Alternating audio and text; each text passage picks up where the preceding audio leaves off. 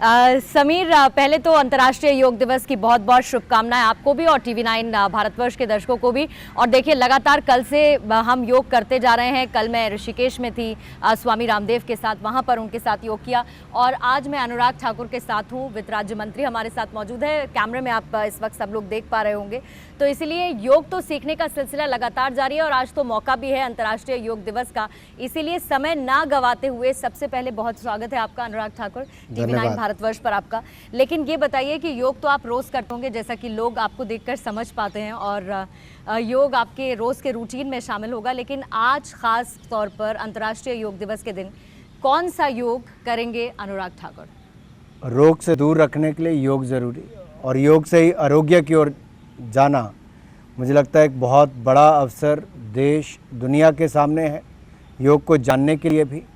और ये बात मैं इसलिए कह रहा हूँ क्योंकि कोरोना महामारी के समय जब देश और दुनिया एक ऐसे समय से गुजर रही थी जब शारीरिक तनाव के साथ साथ मानसिक तनाव भी बहुत था, तो कहीं ना कहीं देश और दुनिया के लोगों ने माना कि जो मोदी जी ने 7 वर्ष पहले एक बात यूनाइटेड नेशंस में जाकर कही थी कि 21 जून को अंतर्राष्ट्रीय योग दिवस मानना चाहिए, और 193 से ज़्यादा देशों ने उसको आम सहमति के साथ मंजूरी दी थी।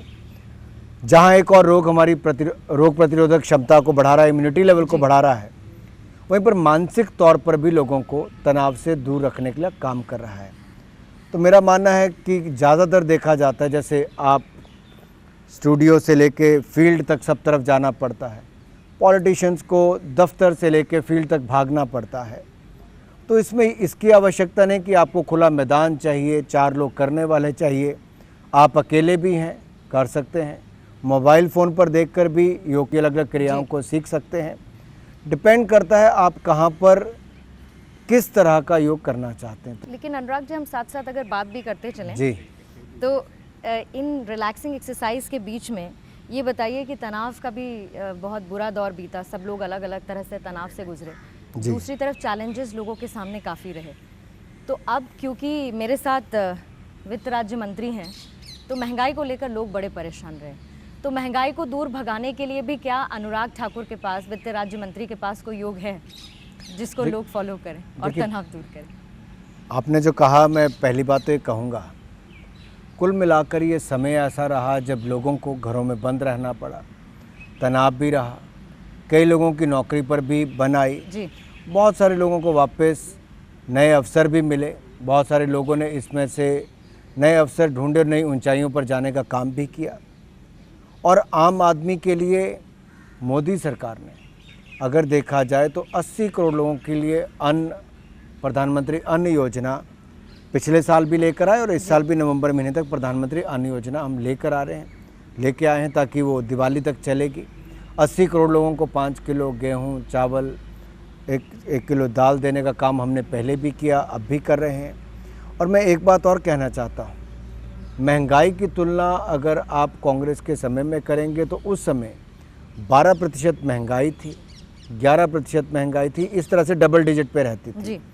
हमारे पहले 5 साल भी देखेंगे तो महंगाई की दर 4-4.5% से ऊपर रहेंगे, महंगाई कंट्रोल में रही। और अब की बार भी सीजनल जहाँ पर इम्पैक्ट आता है, केवल उतना इम्पैक्ट देखा जाता है।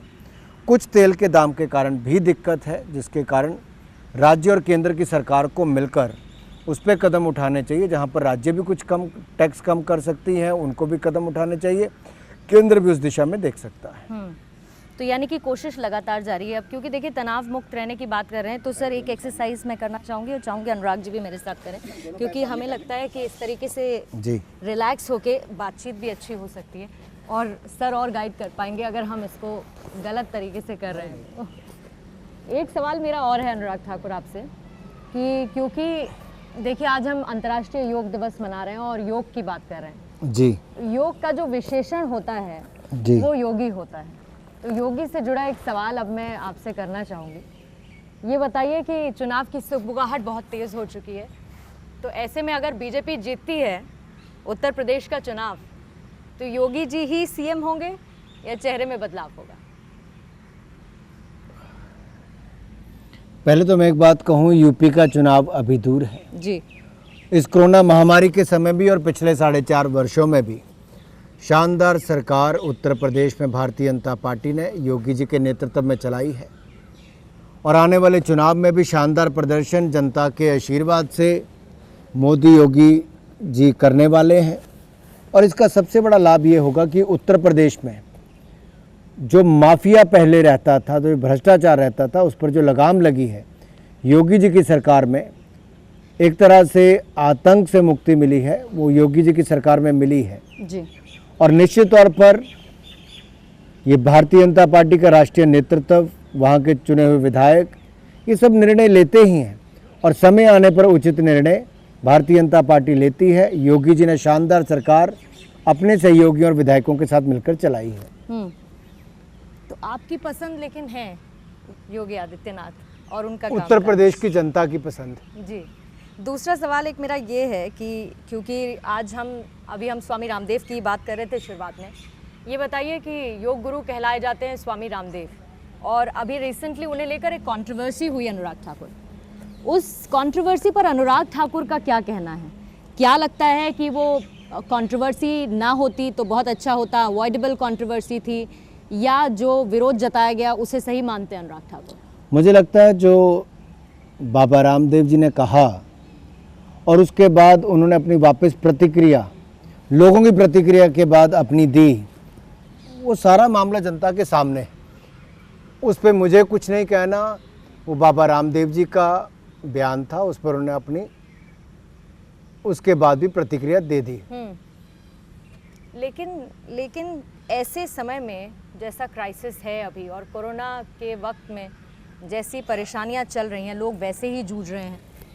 रोज़मर्रा के जीवन में आप तो सड़क पे निकलते होंगे अनुराग ठाकुर, तो आप देखते होंगे कि आम लोगों के लिए कितनी मुसीबत का सबब बना हुआ था। सिर्फ दिल्ली में नहीं, बाकी राज्यों में भी कितनी दिक्कत थी। तो ऐसे में क्या ये ठीक नहीं था कि हम फोकस रखते इलाज पे और लोगों को पहुंच रही सुविधाओं पे, बनस्पत इसके कि इस तरीके की बयानबाजी हो, इस तरह की कंट्रोवर्सी हो? लोकतंत्र में अभिव्यक्ति की आज़ादी जी। जैसे आप मुझे अपने दिल चाहे सवाल पूछ रहे हैं, वैसे लोग अपने दिल चाहे बातें करते हैं, जो उनके मन में आता है जी। उनके विचार है, सोच है, उस पर मैं कोई अंकुश लगाने वाला नहीं। बिल्कुल।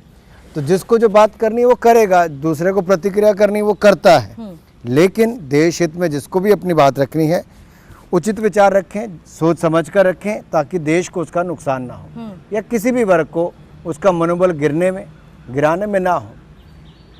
कोरोना महामारी के समय जहां एक और डॉक्टर्स, पैरामेडिकल स्टाफ, इनकी बहुत बड़ी भूमिका रही, तो दूसरी ओर योग और ऐसे ऋषि मुनियों के द्वारा जो हमें हमारी संस्कृति मिली है उसका भी बहुत बड़ा योगदान रहा जी।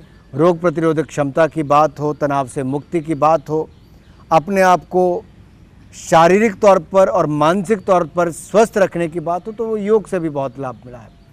काढ़ा हमारे जीवन में एक बहुत बड़ी भूमिका उसने निभाई है। छोटी छोटी बातें हैं, तो मुझे लगता है हर किसी का अपना योगदान रहा, तो हमें इसको ये लेकर नहीं चलना चाहिए कि एक वर्ग ने अच्छा किया, दूसरे वर्ग ने किया। कुल मिलाकर सबको ये लंबी लड़ाई है कोरोना के खिलाफ, इकट्ठे मिलकर इस लड़ाई को लड़ना होगा।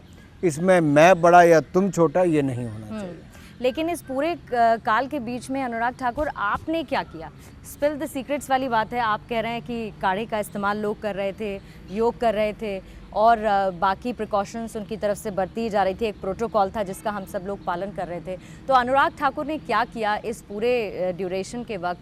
इलेक्शन से लेकर तमाम एक्टिविटीज़ भी हमने देखी कि आपने अपने आप को सेफ रखा, बाकी सब लोग भी आपके आसपास सेफ रहे, सुरक्षित रहे। पहली बात तो प्रधानमंत्री जी के नेतृत्व में आत्मनिर्भर पैकेज जी 29 लाख करोड़ का देश के लिए दिया और उनके मार्गदर्शन में ही वो सारा पैकेज बनाया। वित्त मंत्रालय को ही वो मुख्य तौर पे काम करना था, निर्मला जी के साथ मिलकर वो काम भी किया, उसकी इम्प्लीमेंटेशन बेहतर हो वो भी किया।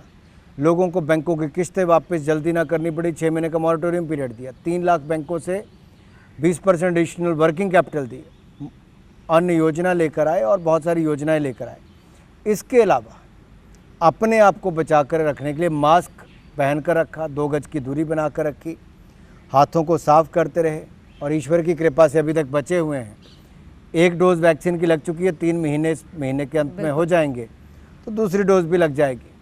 कुछ लोग ऐसे थे जिन्होंने वैक्सीन पर पहले तो भारत वैक्सीन नहीं बना सकता, ऐसा ही प्रश्न खड़ा कर दिया।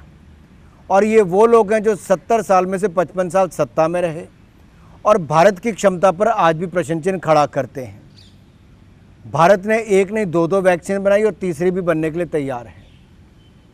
कई और देशों की जो वैक्सीन थी वो अब यहाँ पर भी उसका मैन्युफैक्चरिंग शुरू हो रही है। इस साल के अंत तक 220 करोड़ के लगभग वैक्सीन भारत में उपलब्ध होंगी। भारत की अधिकतर जनता की वैक्सीनेशन दिसंबर महीने तक हो जाएगी। लेकिन राहुल गांधी जी, अखिलेश यादव जी और ऐसे कई और नेता जिन्होंने दूसरों को भ्रमित किया, वैक्सीनेशन में रुकावट पैदा की और अब जाकर अखिलेश जी खुद वैक्सीन ले लेते हैं लेकिन यूपी की गरीब जनता को गुमराह करते हैं। राहुल गांधी जी प्रश्न चिन्ह वैक्सीन पर खड़ा करते, उनकी पार्टी खड़ी करती है। सोनिया गांधी जी चुपचाप जाकर अपने आप को वैक्सीन लगा लेती है, लेकिन रायबरेली की जनता को वैक्सीनेशन ना हो ऐसा भ्रम पैदा करते हैं।